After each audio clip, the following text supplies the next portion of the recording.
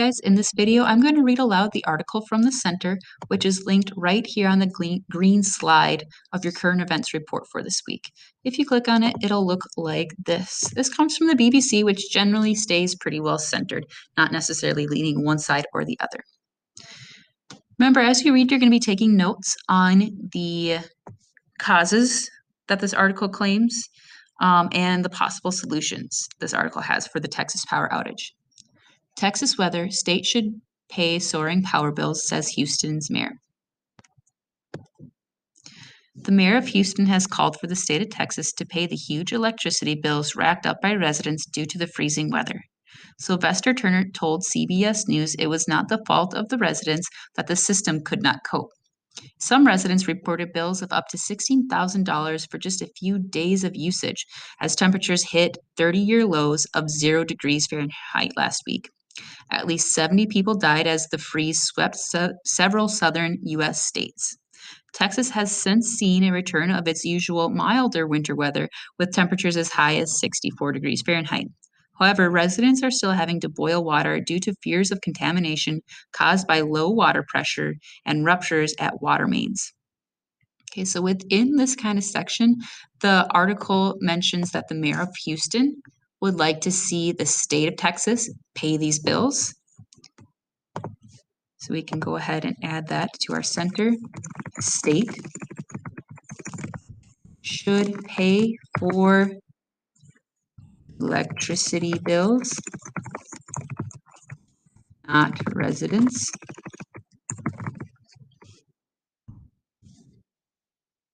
What bills are people facing? The deadly storm which blanketed Texas in snow last week knocked out power to millions of people across the region.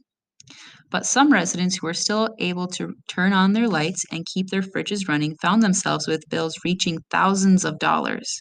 Dallas resident and U.S. Army veteran Scott Willoughby told the New York Times that he faced a $16,000 bill which had obliterated his savings. Susan Houseford, sorry Susan if I mispronounce your name, who lives in the city of Denison, told the Associated Press she had been charged $1,346 for the first 2 weeks of February alone and faced bank charges when the money automatically left her account despite not having enough funds. Many people who had gone public on social media about their high electricity bills are customers of electricity provider Griddy, which only serves Texas.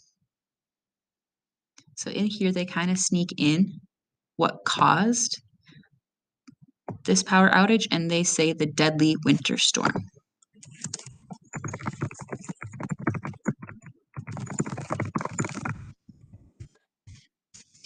Notes as one of your causes. Why are they so high? Texas is one of the few states to have an independent energy grid. So when the cold snap hit and power was in short supply, they were unable to receive support from neighboring states. Okay, so they have an independent energy grid, which caused that short supply when the cold snap hit.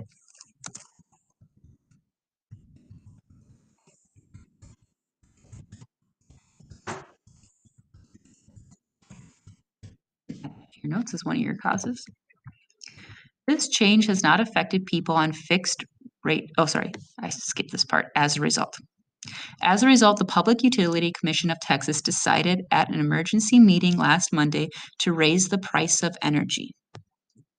This change has not affected people on fixed rate payment plans for their power. However, people on variable rate tariffs, which can work out cheaper in the short term when weather conditions are consistent, had been hit hard by the increase and are now facing soaring costs. Griddy offers one of the most popular wholesale plans in the state.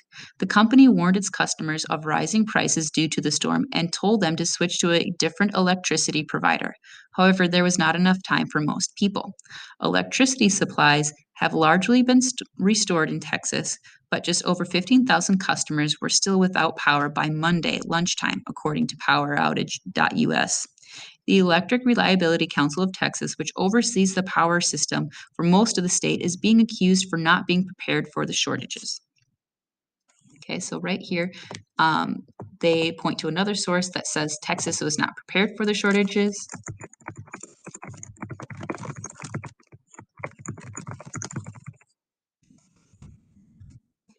Earlier, they kind of mentioned that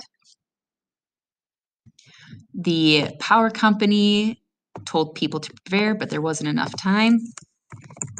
People didn't have enough time to prepare.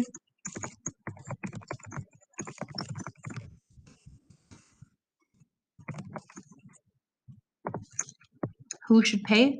Mayor Turner told CBS that when he was in the state legislature, he had filed a bill to ensure that there was adequate reserve to prevent blackouts, but it was not considered by the state's leaders. The mayor of the county's fourth largest city suggested the system was not up to the challenge of storms produced by climate change. All of this was foreseeable. I wrote about it in 2011. And so, for those exorbitant costs, it's not the consumers who should assume those costs. They were not at fault for what happened this week. Fort Worth Mayor Betsy Price also told CBS that help with bills should come from Texas and the federal government. Texas Governor Greg Abbott has called for action to ensure Texans do not get stuck with skyrocketing energy bills. We have a responsibility to protect Texans from spikes in their energy bills that are a result of severe winter weather and power outages, he said after meeting lawmakers. President Joe Biden declared a major disaster in Texas on Saturday, clearing the way for more federal funds to be spent on relief efforts. Why was Texas so cold? According to the U.S. National Weather Service, this was down to an Arctic outbreak that originated just above the U.S. Canada border, bringing a winter snowstorm as well as plummeting temperatures. Cold air outbreaks such as these are normally kept in the Arctic by a series of low pressure systems, says NWS. However, this one moved through Canada and spilled out into the US, reaching many southern states. So you could go ahead and write that down, but we kind of already wrote down that this is the deadly winter storm caused these power outages. You don't have to know like the specifics of the Arctic wind patterns and stuff like that. So that should help you out with coming up with notes from the center. If there's any additional notes, feel free to add those.